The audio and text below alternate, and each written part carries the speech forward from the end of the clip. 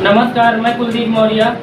आज की जो सच्ची घटना जो मैं आपको सुनाने जा रहा हूँ, ये घटना है प्रयागराज की, उत्तर प्रदेश, जिसको लोग इलाहाबाद के नाम से भी जाना करते थे। दरअसल कहानी सुनाने से पहले मैं आप लोगों को नवाज देवबंदी का एक शेर है, एक कुछ पंक्तियाँ हैं, मैं आपको सुनाना जरूर चाहूँगा कि जलते घर को देखने वालों, घूस का छप्पर आपका है, आपके पीछे तेज हवा है, आगे मुकद्दर आपका है। कि उसके कत्ल पर मैं चुप था, मेरा नंबर अब आया है, और मेरे कत्ल पर आप चुप हैं, आपका नंबर आगे आएगा। दरअसल कहानी शुरू होती है प्रयागराज से, और प्रयागराज में 1984 की लगभग की बात है। 1984 में एक नाम बहुत सुर्खियों में था। शायद ही ऐसा कोई व्यक्ति होगा जो उस व्यक्ति को उसके नाम से नहीं जानता हो। वो व्यक्ति था चांद बाबा। चांद बाबा काम क्या करता था? लूट, हत्या, डकैती, वो ऐसे काम कर रहा था, और उसका वर्चस्व लगातार बढ़ रहा था। दिनों दिन उसका वर्चस्व बढ़ता जा रहा था। जब पुलिस वाले उसके वर्चस्व से परेशान हो जाते हैं, तब उन्हें जरूरत पड़ती है एक व्यक्ति की, जो व्यक्ति उसे खत्म कर सके। अगर पुलिस ने अपना काम अच्छे से किया होता तो उसमें दूसरे व्यक्ति की जरूरत पड़ती ही नहीं। और अतीक अहमद, जिसने 17 साल की उम्र में 1989 में चांद बाबा की हत्या की थी, वो चांद बाबा की हत्या करता ही नहीं। तो अतीक अहमद चांद बाबा की हत्या क्यों करता है? क्योंकि चांद बाबा भी विधायक बनना चाहता था, और अतीक अहमद भी विधायक बनना चाहता था। और चांद बाबा की हत्या करने के बाद अतीक अहमद विधायक बन जाता है, और विधायक बनने के बाद और राजनीति में आने के बाद अतीक अहमद राजनीति में आने के बाद वो लगातार हत्या करता भी था और करवाता भी था। वो रंगदारी भी मांगा करता था, और लोगों की जमीनों पर कब्जा भी करवाया करता था, और कब्जा करता भी था। ऐसा कौन सा काम था जो अतीक अहमद नहीं करता था? साल दर साल उसके अपराध बढ़ते चले जाते हैं, और कभी निर्दलीय और कभी किसी पार्टी से वो विधायक बनता था। और एक वक्त ऐसा भी आया कि उसको मुलायम सिंह की सरकार ने सांसद भी बना दिया।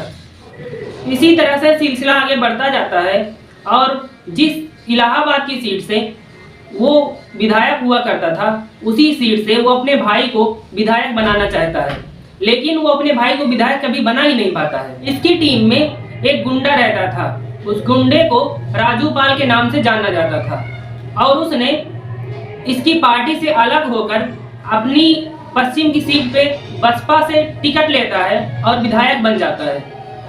और उसका विधायक बनना अतीक अहमद को बर्दाश्त नहीं होता है। जब उसे बर्दाश्त नहीं होता है, तब यहाँ पर एक जंग शुरू होती है, और अतीक अहमद अपना वर्चस्व बढ़ाने के लिए साल 2005 में 25 जनवरी का वो दिन था, और वो बीएसपी के विधायक को दौड़ा कर मारता है, और उसे 19 गोलियां मारी जाती हैं, और उसकी हत्या कर देता है। आखिरकार बसपा की सरकार आती है, और बसपा की सरकार आने की वजह से अतीक अहमद पे बहुत ज्यादा प्रेशर पड़ता है, और बसपा की सरकार उसको गिरफ्तार करने की कोशिश भी करती है, लेकिन वो इधर उधर भागता तो है, लेकिन लास्ट में गिरफ्तार भी होता है और जेल भी चला जाता है। लेकिन जेल में रहने के बाद भी उसका वर्चस्व कम नहीं हो रहा था। जेल में रहने के बाद भी किसी की हिम्मत नहीं होती थी कि उसके खिलाफ कोई बोल सके। कोई सरकारें तब भी थी, सरकारी अब भी हैं, सरकारें आती रहती हैं, जाती रहती हैं, लेकिन उसका वर्चस्व दिन पे दिन बढ़ता जाता है। और उसके खिलाफ लगभग 101 मुकदमे जो हिम्मत करके लोगों ने दर्ज कराए थे, और ऐसे न जाने कितने ही मुकदमे थे जो कि थाने में दर्ज ही नहीं हुए, क्योंकि लोगों की इतनी हिम्मत ही नहीं थी कि लोग उसके खिलाफ मुकदमा दर्ज करते। इसके बाद ये नैनी जेल भेजा जाता है। नैनी जेल के बाद ये साबरमती जेल भेजा जाता है। लेकिन साबरमती जेल जाने से पहले देवरिया में इसने एक व्यक्ति को किडनैप किया, और उसकी 40 करोड़ की संपत्ति पर कब्जा कर लेता है, अपने नाम कर लेता है, और उसकी एसयूवी कार पे भी कब्जा कर लेता है। और लोगों को तब यकीन होता है जब साल 2018 में जेल की बनी हुई वीडियो सोशल मीडिया पर वायरल होती है कि अब भी अतीक अहमद, इसकी हरकतें अभी भी कम नहीं हो रही हैं। तब शायद पुलिस को, प्रशासन को, सरकार को लगता है कि जो हो रहा है ये गलत हो रहा है, तब पुलिस का इस पे शिकंजा कसता है।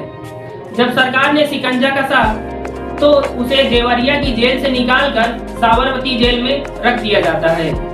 लेकिन इसके बाद जब इतिहास अपने आप को फिर से दोहराता है, उमेश पाल की जब हत्या करते हैं 24 फरवरी 2023 को, तो वो वीडियो 44 सेकंड का या फिर 24 सेकंड का था जो सोशल मीडिया पर वायरल होता है। और जो वो वीडियो वायरल होता है तो वो सच लोगों के सामने आता है। शायद वो वीडियो अगर वायरल नहीं होता तो ये सच लोगों के सामने नहीं आ पाता। तो लोगों को यकीन होता है कि अतीक अहमद साबरमती जेल में बैठ के भी अपने बेटे से और 6-7 लोगों से और पूरा गैंग मिला के उमेश पाल की हत्या की प्लानिंग करता है और उस हत्या को अंजाम भी देता है। तभी उत्तर प्रदेश पुलिस पर प्रेशर पड़ता है और प्रेशर पड़ने के बाद पुलिस की नींद टूटती है और पुलिस लगातार एक अपराधी को पकड़ना चालू करती है।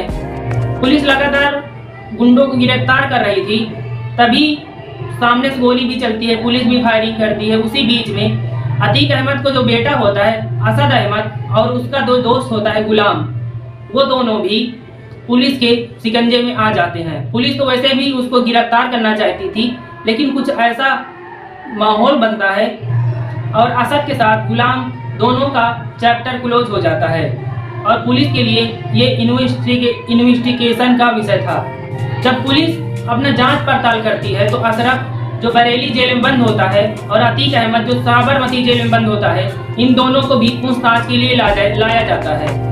और पुलिस जांच पड़ताल कर रही थी। जांच पड़ताल करते समय 15 अप्रैल 10:35 पर कुछ ऐसा होता है जिसकी किसी ने कल्पना नहीं की थी। दरअसल पूछताछ के दौरान कोर्ट ने आदेश दिया हुआ था कि अतीक अहमद और अशरफ को डेली मेडिकल चेकअप कराया जाए। और मेडिकल चेकअप कराने के लिए पुलिस अपनी सुरक्षा में अतीक अहमद और उसके भाई अशरफ को लेकर जा रही थी मेडिकल चेकअप के लिए।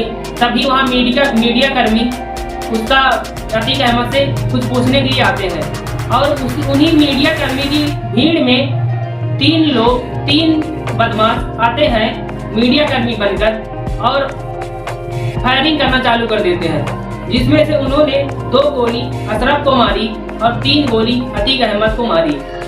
इन दोनों का चैप्टर जब क्लोज होता है तो इन दोनों की वीडियो भी सोशल मीडिया पर वायरल होना शुरू हो जाती है। कुछ ही लोगों को छोड़कर जो बाकी सारे लोग हैं उनको ये काम अच्छा लग रहा था और जो कुछ लोग थे वो सोशल मीडिया और अन्य प्लेटफॉर्म के माध्यम से ये बोल रहे थे कि जो भी हुआ है अगर कानून के दायरे में होकर होता तो अच्छा होता।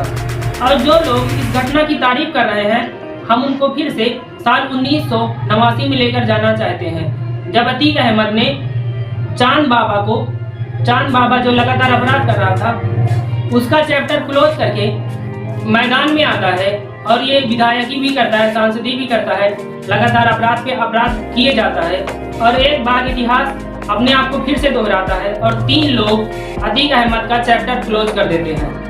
अतीक अहमद का तो चैप्टर क्लोज हो जाता है, लेकिन 3 अतीक अहमद जो अभी प्रकट हुए हैं वो कितने दिन तक सलाखों के पीछे रहेंगे और कब बाहर आएंगे, इसके बारे में कोई नहीं सोचता है।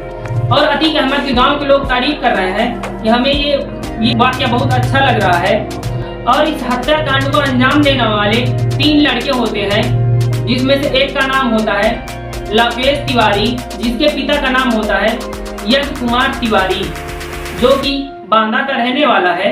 और इस अपराध में दूसरा लड़का होता है जिसका नाम होता है मोहित उर्फ सनी, जिसके पिता मर चुके हैं और उनका नाम जगत सिंह होते हैं, जो कि हमीरपुर उत्तर प्रदेश के रहने वाले हैं। और तीसरा जो अपराधी है अरुण मौर्य, ये कासगंज का रहने वाला है।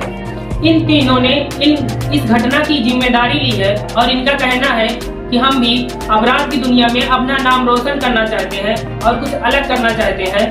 और ये तीनों बेहद गरीब परिवार से ताल्लुक रखते हैं। लूटपाट को अंजाम देता है और कोई मारपीट करता है और कोई इधर उधर के छोटे मोटे अपराध करता है। और जिस तरह से ये तीनों घटना स्थल पर पहुंचते हैं और घटना को अंजाम देते हैं, उसके अगले दिन ही असुद्दीन ओवैसी वो कहते हैं कि जिस तरह से यूपी तक जो प्लेटफॉर्म है उसकी लाइव वीडियो टेलीकास्ट हो रहा था उसमें ये अपराधी इस अपराध को अंजाम देते हैं और वहाँ पे जो मौके पे लोग मौजूद थे वो कहते हैं कि ये तीनों पुलिस की गाड़ी में बैठकर आए थे। अगर ऐसा था तो प्रथम दृश्य देखने के हिसाब से ऐसा लगता है इस घटना का कांड को किसी और ने नहीं, पुलिस ने ही अंजाम दिलाया है। लेकिन पुलिस ऐसा क्यों करेगी? और इस घटना को जिसने FIR दर्ज करवाया अतीक अहमद की, राकेश कुमार मौर्य, वो बताते हैं कि अतीक अहमद ने अपने बयान में बताया कि उनका संबंध पाकिस्तान के जो ISI संगठन है, टेररिस्ट संगठन, उससे डायरेक्ट संबंध है। और ISI के माध्यम से पंजाब में ड्रोन के माध्यम से हथियार गिराए जाते हैं और उन हथियारों को लश्कर-ए-तैयबा के एक आतंकवादी उन हथियारों को इकट्ठा करता है और खालिस्तानी अलगाववादी संगठनों को दिया जाता है और उन्हीं में से कुछ पिस्टल और AK-47 राइफल और ऐसे कई हथियार उपलब्ध कराए गए अतीक अहमद को। और अतीक अहमद ने कहा कि इसका भुगतान मैं खुद करता हूं। अतीक अहमद की अगर हम बात करें तो अतीक अहमद जेल में रहते हुए जब मोहित जायसवाल की अपहरण करता है तो उसे देवरिया जेल से गुजरात की साबरमती जेल में ट्रांसफ़र कर दिया जाता है ताकि वहाँ रहेगा और दूर रहेगा तो शायद अपराध भी नहीं करेगा। और वहाँ भी रहकर वो पाकिस्तान के ISI और लश्कर-ए-तैयबा से संपर्क साधता है और उनसे हथियार भी मंगाता है और उन हथियारों को खालिस्तानी संगठन, अलगाववादी संगठन को उपलब्ध भी कराता है। और उन्हीं हथियारों से उमेश पाल की हत्या को अंजाम भी दिया जाता है और उन्हीं हथियारों को कहाँ पे छिपाया जाता है उसको भी अतीक अहमद बताता है। और इसके बारे में हमारे उत्तर प्रदेश की जो पुलिस है और जो क्राइम ब्रांच है इसके बारे में कुछ पता ही नहीं कर पाती है कि अतीक अहमद जेल में रहकर भी इतने बड़े बड़े कांड कर रहा है और जो खुफिया विभाग होती है, इंटेलिजेंट ब्यूरो, उसको भी कोई जानकारी नहीं होती है, वो भी शांति मारकर बैठी रहती है। ED को भी कुछ पता नहीं चलता है, CBI को भी कुछ पता नहीं चलता है और लोकल इंटेलिजेंट जो होती है उसको भी कुछ पता नहीं चलता है। अशरफ था और साबरमती जेल में अतीक अहमद था और जेल में रहते हुए वो कौन सा आदमी था जो इन लोगों को प्रॉपर खबर पहुंचा रहा था, पाकिस्तान से हथियार आ रहे थे, उनको कैसे मंगाना था। बिना किसी आदमी के तो ऐसा हो नहीं सकता था। जो जेल के अंदर कोई आदमी बैठा होता है, जहां बोलते हैं कि परिंदा को पर भी नहीं मार सकता है, वहां बैठकर कोई आदमी बात भी कर लेता है और उसको पता भी चल जाता है कि हथियार कहाँ पे रखे हुए हैं। जिस दिन अतीक अहमद और उसके भाई की हत्या होती है उसी दिन पुलिस ने अतीक अहमद की निशानदेही पर 45 बोर की पिस्टल और 32 बोर की पिस्टल और 58 अलग अलग तरह की जिंदा कारतूस बरामद करती है। और 9 mm की एक पिस्टल होती है जो कि पाकिस्तान की फैक्ट्री में बनी होती है और इन्हीं की निशानदेही से ये सब हथियार बरामद होते हैं। और इसी बीच में अतीक अहमद और उसके भाई अशरफ, अतीक अहमद को लगता है कि उसकी तबीयत थोड़ी सी खराब हो रही है और तबीयत खराब होने की वजह से पुलिस वाले को लगता है कि इनका मेडिकल परीक्षण करवा लेना चाहिए ताकि इनकी कोई प्रॉब्लम ना हो। और इसको मद्देनजर रखते हुए पुलिस वाले जो 21 पुलिस वाले होते हैं वो इन दोनों को उनकी निगरानी में मेडिकल परीक्षण के लिए लेके जाते हैं और वहीं पर इनकी हत्या कर दी जाती है। इन अपराधों के प्रति जो नरम रवैया है और जो सोशल मीडिया पर वीडियो चल रहे हैं कि जो भी हुआ है वो अच्छा कर रहे हैं और इनके गांव के लोग जो मैसेज कर रहे हैं कि जो भी हुआ है वो अच्छा हुआ है, जो भी कर रहे हैं वो अच्छा कर रहे हैं, इस तरह से। और इससे पता चलता है कि ये आने वाले वक्त में जो 3 अतीक हैं वो पैदा हो गए हैं और आने वाले वक्त में इनके ऊपर भी 101 मुकदमे दर्ज होंगे और फिर कोई आएगा और इन तीनों की भी हत्या करेगा, क्योंकि पुलिस प्रशासन तो अपना काम अच्छे से करता ही नहीं है। और इस घटना को सुनाने का हमारा किसी की भावना को ठेस पहुंचाने का या फिर किसी को दुख पहुंचाने का कोई उद्देश्य नहीं है, बल्कि आपको जागरूक करना है और आपको बताना है, जताना है कि आप सतर्क रहें और होशियार रहें, अपना और अपने परिवार का ख्याल रखें। और अगर आप लोग अतीक अहमद के बाद शाइस्ता परवीन या फिर असद की कोई कहानी सुनना चाहते हैं तो कमेंट बॉक्स में बताइए और हम उसकी उन लोगों की भी पूरी कहानी आपको बताएंगे और सुनाएंगे। धन्यवाद। जय हिंद, जय भारत।